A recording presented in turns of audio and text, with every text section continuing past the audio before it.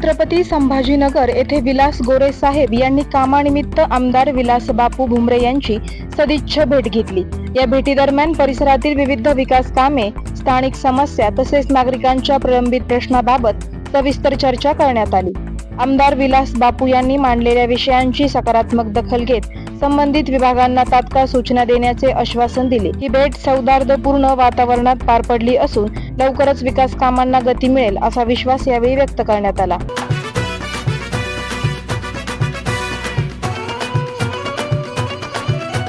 सणांसाठी राबतो, सागल्या बनून जागतो, संकटात पाय रोवुनी एकटा उभा ठाकतो। सणांसाठी राबतो, सागल्या बनून जागतो, संकटात पाय रोवुनी एकटा उभा ठाकतो। शब्दांना धार अशी